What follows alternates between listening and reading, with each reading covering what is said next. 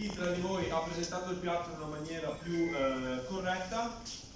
Quindi vai a... Vado io? Sì. Allora, per la main course, Lucio di Grazia.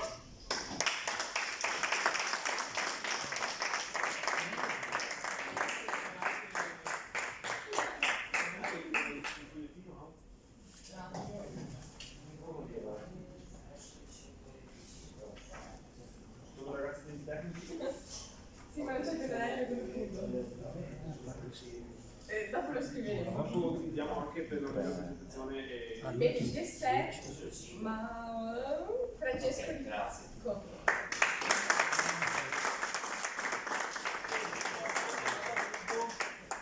Queste due piste che vanno a prescindere dal concorso, diciamo, principale.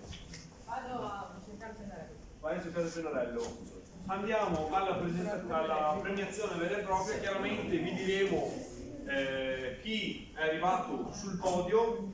Tutti gli altri chiaramente avrete la possibilità di vedere diciamo, la vostra posizione alla fine della presentazione. Adesso ci concentriamo su chi ha vinto i primi 3 posti. Quindi il terzo classificato è, rullo di tamburi, Lucio di Grazia.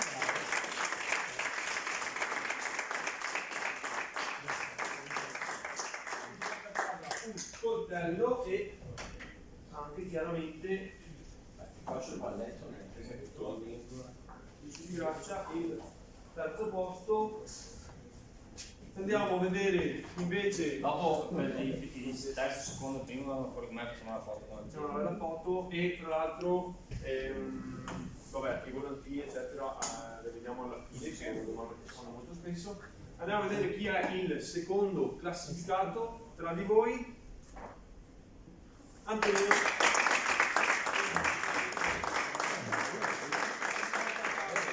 Un coltello più grande e un foglio.